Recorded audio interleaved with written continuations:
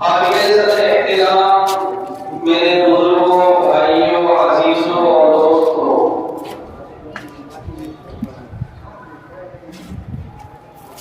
آپ حضرات یہ ملاحظہ کر رہے ہوں گے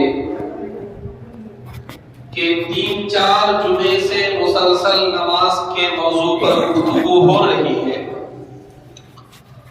اور ہم میں سے ہر شخص اس بات کا احساس رکھتا ہے کہ چونکہ ہمارے دین میں نماز کو ایک مرکزی حیثیت حاصل ہے، نماز کی ایک بہت ہی بنیادی اور ضروری اہمیت ہے، اس وجہ سے اس موضوع کا تقاضا بھی یہی ہے کہ تفصیل کے ساتھ اس موضوع کو بولا جائے، سنا جائے، سمجھا جائے اور عمل کی کوشش کی جائے۔ اس سے پہلے جو گفتگو ہو رہی تھی، غالباً بات یہاں پہ ختم میں نے کی تھی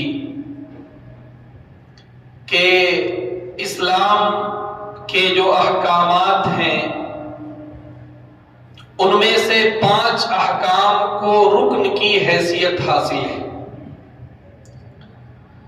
یوں تو اسلام کے احکامات بہت سارے ہیں، عقائد سے متعلق، عبادات سے متعلق، معاملات سے متعلق، اخلاقیات سے متعلق، معاشرت سے متعلق، سیاست و حکومت سے متعلق، لیکن ان تمام احکامات میں بھی کچھ احکامات ایسے ہیں جنہیں پلرز بتایا گیا۔ اسلام اگر ایک عمارت کا نام ہے تو اس عمارت کے جو بنیادی پلرز اور بنیادی ستون ہیں وہ 5 احکامات ہیں۔ پہلا حکم یہ ہے کہ انسان اپنے دل اور زبان سے اللہ کے ایک ہونے اور محمد الرسول اللہ صلی اللہ علیہ وسلم کے رسول ہونے کا اقرار کرے، نماز قائم کرے، زکوٰۃ ادا کرے، روزے رکھے اور حج کرے۔ میں نے یہ عرض کیا تھا کہ بعض علماء نے بڑی زبردست بات کہی ہے کہ اگر ہم غور کریں تو یہ بات سمجھ میں آتی ہے کہ نماز کے اندر بقیہ 4 جو اراکین ہیں، ارکان ہیں، پلرز ہیں، اس کی روح اور اس کی جھلک بھی نماز کے اندر موجود ہے۔ کلمہ شہادت التحیات کا حصہ ہے، جسے ہم قاعدہ اولا اور قاعدہ اخیرہ میں پڑھتے ہیں اور جس کا پڑھنا واجب ہے۔ تو گویا کہ شہادت اللہ کو ایک ماننے کا دل اور زبان سے اقرار، اس کی حقیقت نماز میں موجود ہے۔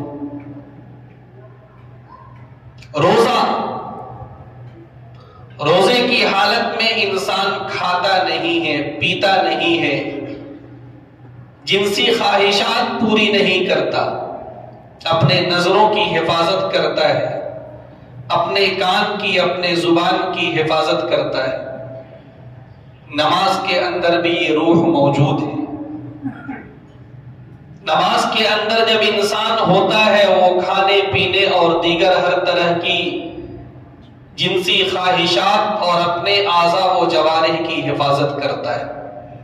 گویا کہ روزے کی روح بھی نماز کے اندر موجود ہے۔ حج کے جو اعمال ہیں ہم سب جانتے ہیں کہ خانہ کعبہ کے ارد گرد حج کے اعمال گردش کرتے ہیں۔ نماز میں بھی کہا گیا فَوَلِّ وَجْهَكَ شَطْرَ الْمَسْجِدِ الْحَرَامِ، انسان جہاں بھی رہے، دنیا کے جس کونے میں رہے، اس کا رخ قبلے کے جانب ہونا چاہیے، اس کا رخ کعبۃ اللہ کے جانب ہونا چاہیے۔ تو گویا کہ حج کے اعمال کی جو روح ہے وہ بھی کسی نہ کسی درجے میں نماز کے اندر موجود ہے۔ زکوٰۃ کے بارے میں نے یہ عرض کیا تھا کہ انسان اپنے وقت کو استعمال کرتا ہے اور پیسے کماتا ہے، اور جب یہ پیسہ نصاب تک پہنچ جاتا ہے تب وہ اس میں زکوٰۃ ادا کرتا ہے۔ نماز کے لیے انسان کا اپنے وقت کو فارغ کرنا، یہ انڈائریکٹلی گویا کہ کسی نہ کسی درجے میں مال کو بھی خرچ کرنا ہے، تو گویا کہ مال کے خرچ کرنے کی روح بھی نماز کے اندر موجود ہے۔ میرے بزرگوں، یہی وجہ ہے کہ قرآن پاک میں اور احادیث پاک میں نماز کی بہت تاکید آئی۔ علماء نے لکھا ہے کہ پورے قرآن پاک میں 100 سے زائد مقامات پر نماز کا ذکر موجود ہے، کبھی آرڈر کی شکل میں، کبھی ترغیب کی شکل میں، کبھی ترہیب کی شکل میں،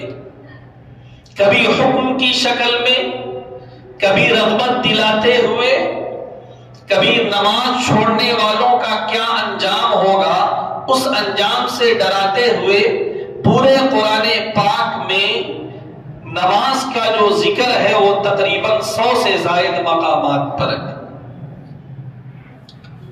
اور بے شمار احادیث اللہ کے رسول صلی اللہ علیہ وسلم کی وارد ہوئی ہے جس میں اللہ کے رسول نے اپنی امت کو نماز کی ترغیب دی۔ اہتمام نماز کی بنیاد پر ملنے والی جو فضیلتیں ہیں اور اہتمام نماز کی بنیاد پر ملنے والے جو ثمرات اور فوائد ہیں اور اس کا ذکر فرمایا ہے، اور نماز میں کوتاہی کی وجہ سے انسان کو کس طرح کی سزائیں اور انجام سے دوچار ہونا پڑے گا،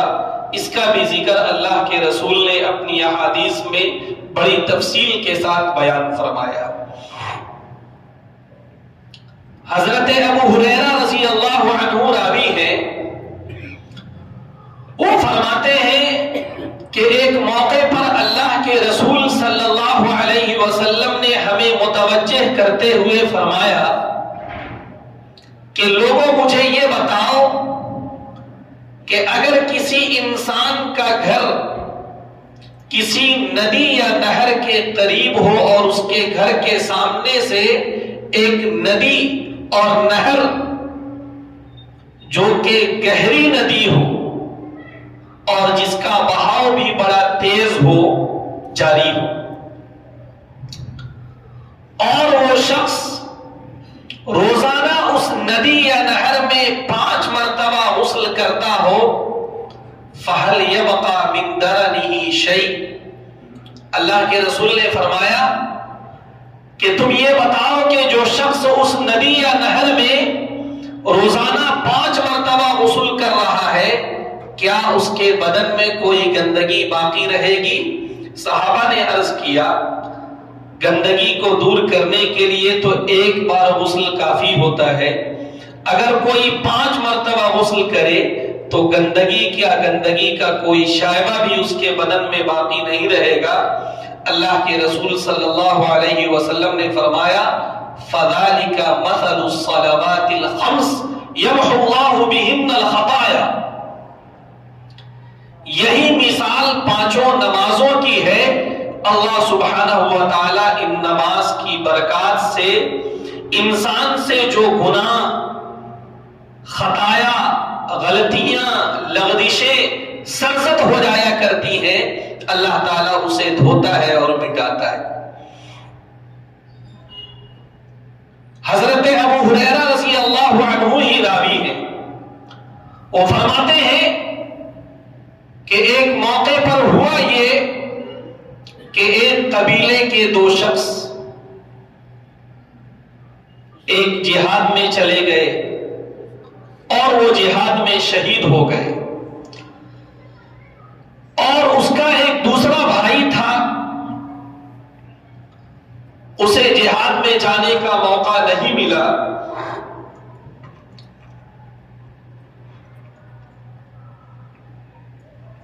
اور اسے شہادت کا درجہ نہیں ملا، لیکن 1 سال کے بعد اتفاق یہ کہ اس کا انتقال ہو گیا۔ حضرت ابو ہریرہ رضی اللہ عنہ فرماتے ہیں کہ میں نے ان دونوں بھائیوں کو خواب میں دیکھا تو دیکھتا کیا ہوں کہ یہ وہ شخص جس کا انتقال 1 سال کے بعد ہوا تھا، وہ اپنے شہید بھائی سے پہلے جنت میں داخل ہو رہا ہے۔ تو مجھے بڑا تعجب ہوا کہ اسلام میں شہادت کا بڑا مقام ہے۔ قرآن پاک میں یہ بات آئی ہے وَلَا تَقُولُوا لِمَنْ يُقْتَلُ فِي سَبِيلِ اللَّهِ أَمْوَاتٌ بَلْ أَحْيَاءٌ وَلَكِنْ لَا تَشْعُرُونَ۔ جو لوگ اللہ کے راستے میں شہید ہو جاتے ہیں انہیں مردہ مت کہنا، بلکہ وہ زندہ ہیں، ان کی زندگی کیسی ہے تم اسے محسوس نہیں کر سکتے۔ احادیث میں یہ بات آئی ہے کہ شہداء کی روح کو ایک خاص طرح کے پرندوں کے پیٹ میں ڈال دیا جاتا ہے اور وہ پرندے جنت کی سیر کیا کرتے ہیں۔ بہرحال عالم برزخ میں کون کس حالات میں ہے، کون کس طرح کی زندگی گزار رہا ہے، ہمیں اس پر صرف ایمان لانا ہے، ہم اپنی آنکھوں سے اس کا مشاہدہ نہیں کر سکتے۔ اور جو مؤمن ہیں ان کی بنیادی صفت یہی ہے کہ وہ غیب کی باتوں پر ایمان رکھتے ہیں۔ اللہ اور اس کے رسول نے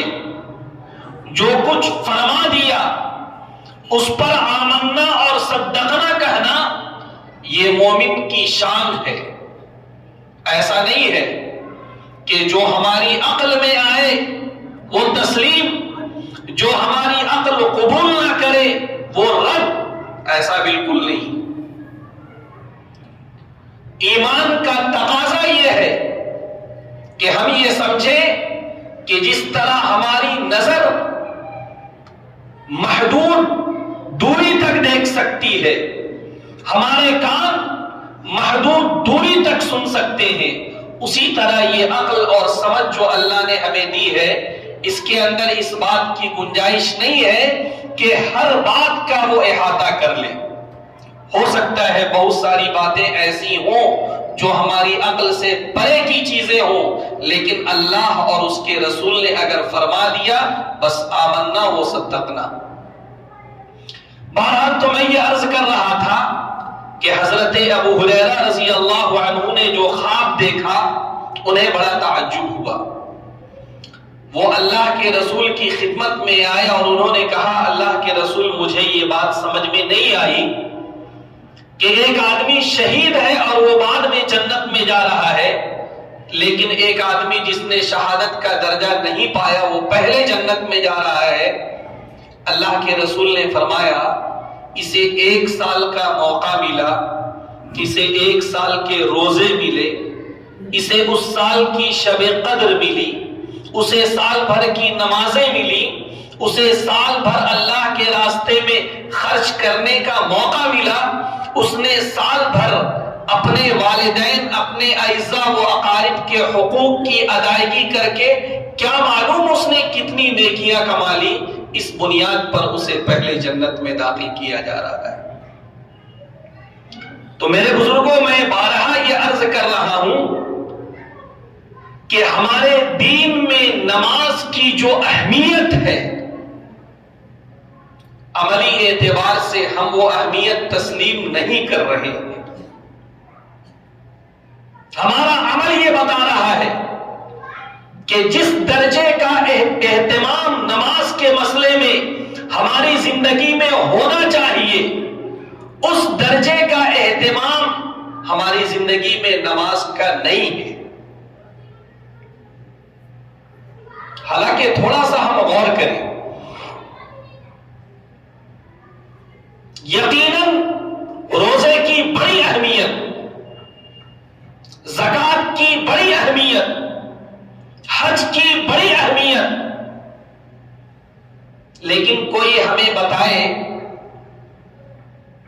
کہ نماز کے لیے اللہ نے جو انتظام کیا ہے وہ انتظام دیگر ان 3 عبادتوں کے لیے نہیں۔ وہ انتظام کیا ہے؟ آپ دیکھیں،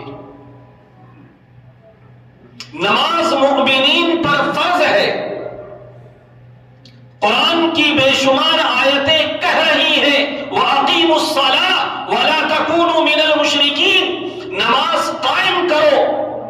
اور مشرکین میں سے مت ہو جانا۔ یہ آیتیں ہم سن رہے ہیں، اللہ کے رسول کی احادیث ہم پڑھ رہے ہیں، سن رہے ہیں، ساری باتیں ہمیں یاد ہیں، لیکن اللہ کی طرف سے انتظام دیکھیے کہ روزانہ جب فجر کی نماز ہوتی ہے، ہر مسجد کا مؤذن پکارتا ہے اللہ اکبر اللہ اکبر اللہ اکبر اللہ اکبر۔ جب ظہر کا وقت ہوتا ہے، مؤذن مسجد سے آواز لگاتا ہے، عصر کا وقت ہوتا ہے، مغرب کا وقت ہوتا ہے، عشاء کا وقت ہوتا ہے، مسجد سے آواز لگائی جاتی ہے تاکہ وہ مومن بندے جو اپنے کام میں مشغول ہیں، دیگر مشغولیات میں ہیں، وہ متوجہ ہو جائیں کہ نماز کا وقت ہو گیا۔ کیا روزے کے لیے یہ اہتمام ہے؟ نہیں۔ چاند نظر آ گیا، لوگوں کو معلوم ہو گیا کہ اب روزہ شروع ہو گیا۔ ایسا نہیں ہے کہ رمضان کے دن میں روزانہ چاند باریک والا نکل رہا ہے لوگوں کو بتانے کے لیے کہ آج پہلا روزہ ہے، آج دوسرا روزہ ہے، آج تیسرا روزہ ہے۔ نہیں، چاند نکل گیا، رمضان کا مہینہ شروع ہو گیا، روزہ رکھیے۔ اگر کوئی مالدار ہے، صاحب نصاب ہے، کب اس کا وقت پورا ہو رہا ہے اسے حساب رکھنا ہے۔ وقت جب پورا ہو وہ زکوٰۃ ادا کرے۔ اگر کوئی صاحب استطاعت ہے، حج اس کے اوپر فرض ہے، وہ دیکھے، وہ پتہ کرے کب سے حج کی تیاری کرنی ہے، کب حج پہ جانا ہے، وہ اس کی ذمہ داری۔ لیکن نماز کی جو اہمیت اللہ اور اس کے رسول کے یہاں ہے، اللہ اور اس کے رسول کی طرف سے یہ انتظام ہے کہ قیامت کی صبح تک فجر کے وقت کے لیے بھی اذان ہوگی، ظہر کے وقت کے لیے بھی اذان ہوگی، عصر مغرب اور عشاء کے وقت کے لیے بھی اذان ہوتی رہے گی۔ اللہ کے بندوں کو متوجہ کیا جاتا رہے گا کہ نماز کا وقت ہو گیا۔ نماز سے ایک مؤذن، اللہ کا نیک بندہ، وہ پکار رہا ہے، لوگوں کے درمیان میں ندا لگا رہا ہے تاکہ لوگ متوجہ ہوں۔ اذان بڑی اہم چیز، اسی وجہ سے دیکھیے اس اذان کو دعوت تامہ کہا گیا۔ جب اذان مکمل ہوتی ہے، جو دعا ہم پڑھتے ہیں، کیا کہا گیا؟ اللہم رب ہذہ الدعوۃ التامہ، اے اللہ جو اس دعوت تامہ کا رب ہے، جو اس کمپلیٹ دعوت کا رب ہے، جو اس مکمل دعوت کا رب ہے۔ اذان کیا ہے؟ اذان اپنے آپ میں ایک مکمل دعوت ہے جس میں اللہ کی بڑائی بھی ہے، جس میں اللہ کے ایک ہونے اور نبی کے رسول ہونے کا اقرار ہے، جس میں مسلمانوں کی کامیابی کس میں ہے اس کی وضاحت ہے۔ یہ دعوت تامہ ہے۔ اذان اپنے آپ میں ایک بڑی زبردست چیز ہے۔ حضرت علی رضی اللہ عنہ سے منقول ہے کہ مجھے ایک بات پر ہمیشہ افسوس ہوتا رہا، اور وہ بات یہ تھی کہ مسجد نبوی میں اذان دینے کے لیے جب لوگ نام لکھا رہے تھے کہ مجھے بطور مؤذن کے قبول کیا جائے، مجھے بطور مؤذن کے قبول کیا جائے، میں نے اپنے بیٹوں حسن اور حسین کا نام مسجد نبوی کے مؤذنین میں نہیں لکھایا، مجھے اس کا ہمیشہ افسوس رہے گا۔ حضور کے داماد شیر خدا حضرت علی، علم جن کے رگ و ریشے میں پیوست تھا، جن کے ایک ایک پور سے علم پھوٹتا تھا، وہ اپنے بیٹے کے لیے مؤذن ہونا پسند کر رہے ہیں۔ اللہ کے رسول صلی اللہ علیہ وسلم نے فرمایا تھا کہ ایک زمانہ ایسا بھی آئے گا کہ لوگ اذان کو حقیر چیز سمجھنے لگیں گے۔ اب ہم تھوڑا دیکھیں، اللہ معاف کرے، کسی کی دل شکنی مقصود نہیں ہے، ذاتی طور پر میں کسی پر کوئی کمنٹ نہیں کر رہا، لیکن جو ماحول آج بنا ہوا ہے، آج ہمارے درمیان میں مسجد کا جو مؤذن ہوتا ہے، امام کو تو کسی نہ کسی درجے میں عزت تھوڑی دے دی جاتی ہے، لیکن مسجد کا جو مؤذن ہوتا ہے، ہر شخص یہ سمجھتا ہے غالباً کہ وہ میرا ذاتی خادم ہے،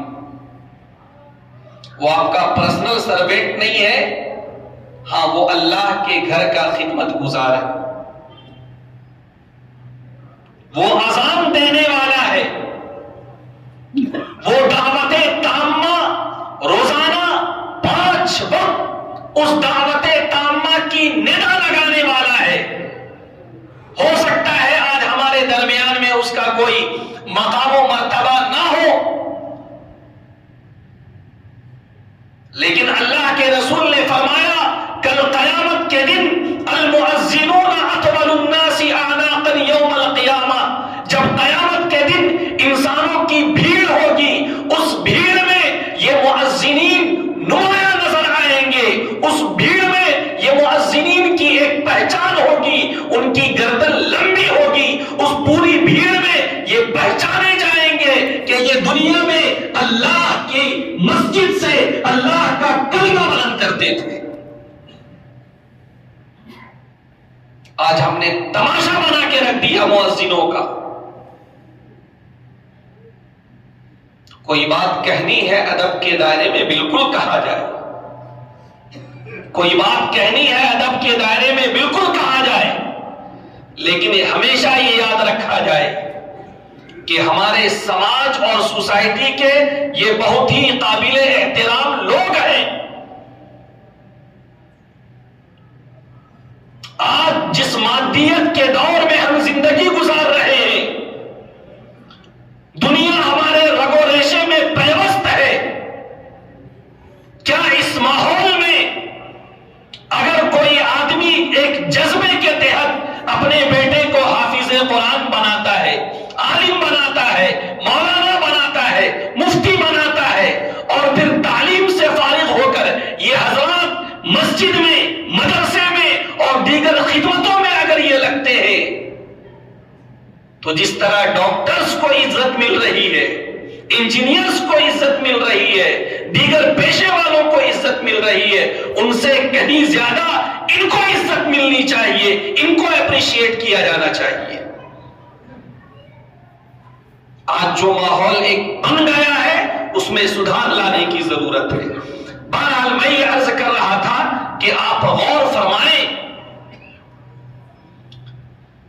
کہ زکوٰۃ کے لیے اس طرح کے آواز لگانے کا کوئی اہتمام نہیں، روزہ کے لیے اس طرح کی آواز لگانے کا کوئی اہتمام نہیں، حج کے لیے اس طرح کی آواز لگانے کا کوئی اہتمام نہیں، لیکن نماز کے لیے 5 وقتہ آواز لگانے کا اہتمام روزے اول سے موجود ہے۔ بلکہ وہ بھی نہیں،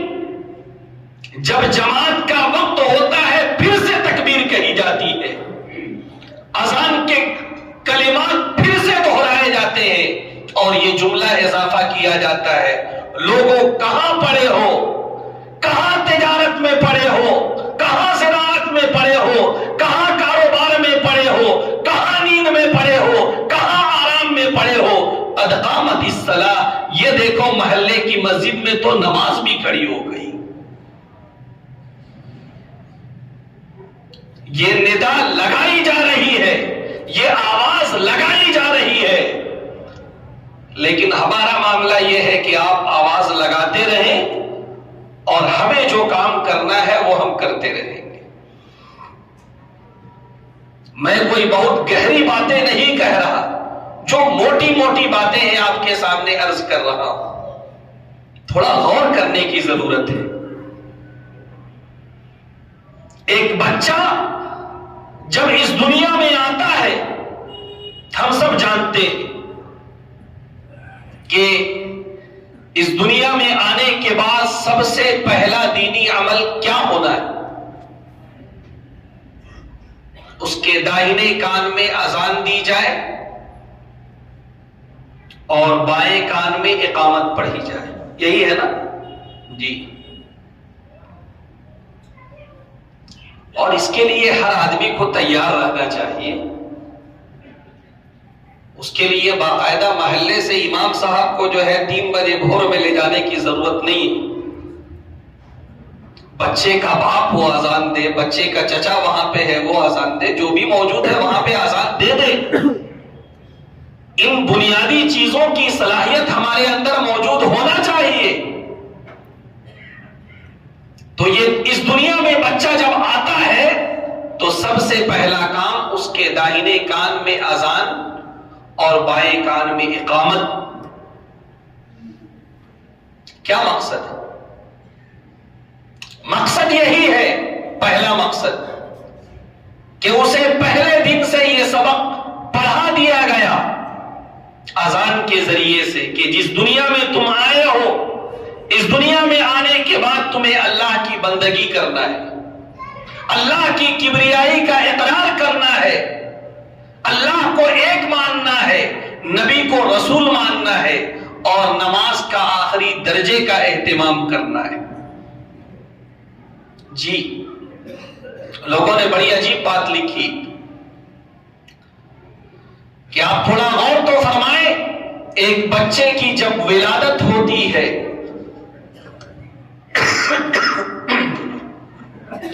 تو اس کے کان میں اذان دی جاتی ہے،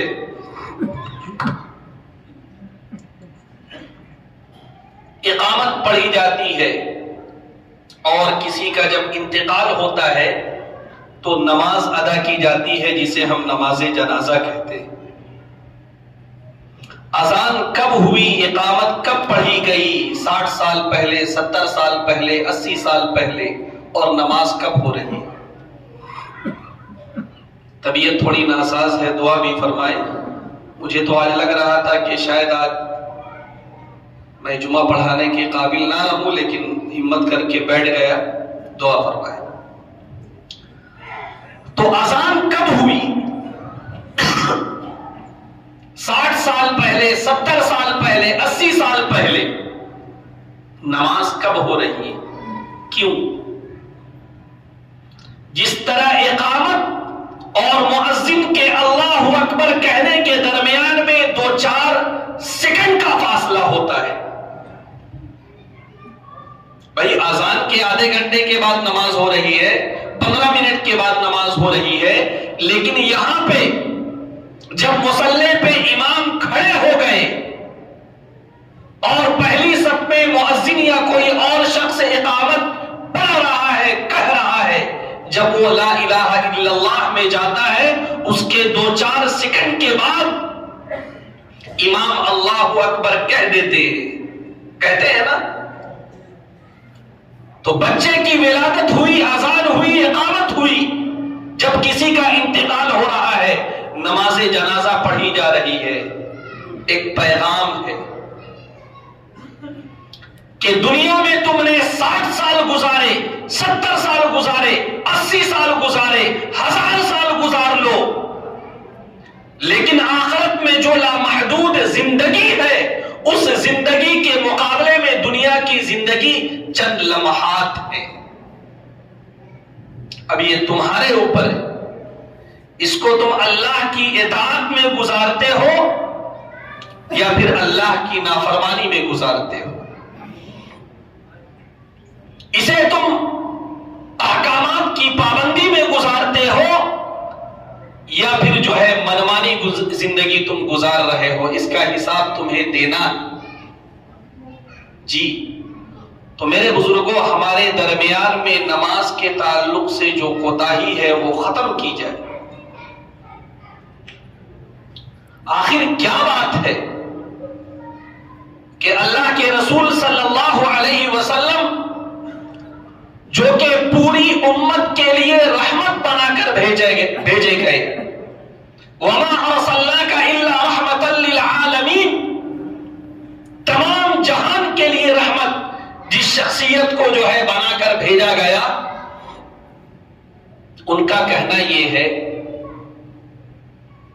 کہ جو لوگ بغیر کسی عذر کے مسجد میں نہیں آتے، میرا دل یہ چاہتا ہے کہ میں اپنا مصلی چھوڑوں،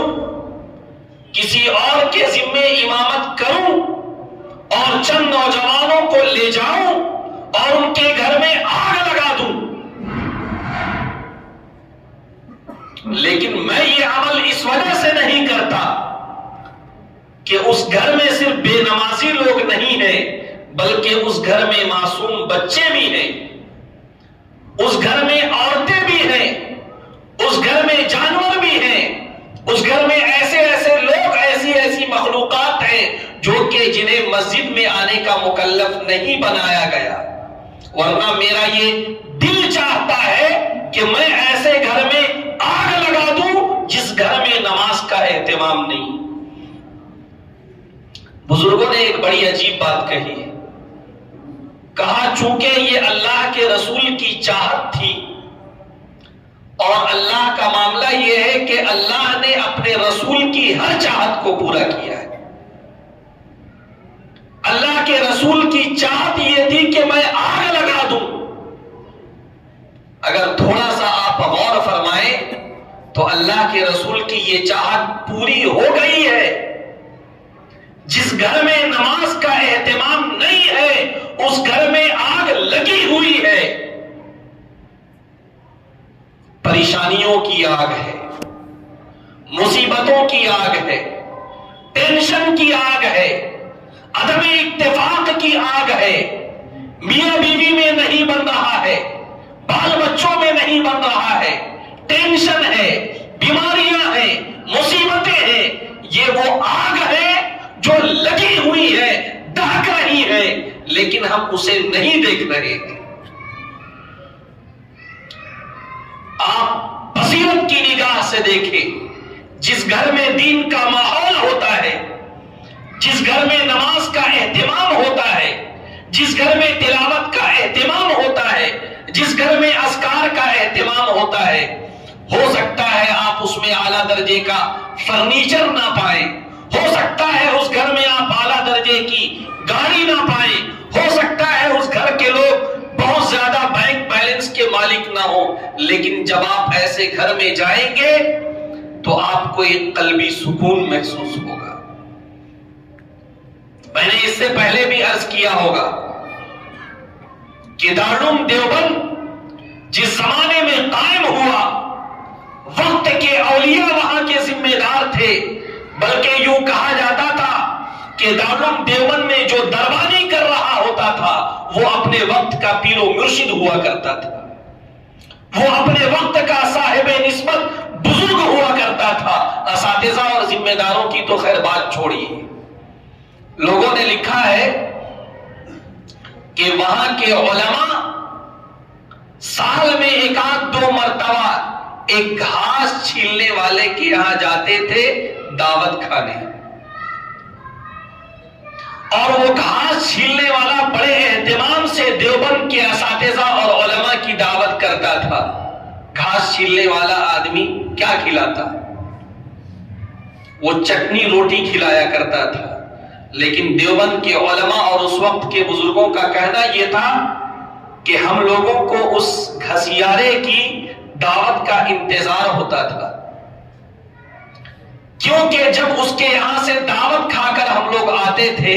وہ اتنا پاکیزہ اور حلال رزق ہوا کرتا تھا کہ اس کا نور ہم لوگ کئی دنوں تک محسوس کیا کرتے تھے۔ آج میرے بزرگوں سب سے بڑا دھوکہ آج کا یہ ہے کہ ہم نے یہ سمجھ رکھا ہے کہ ہمیں سکون ملے گا اسباب کو بڑھانے میں،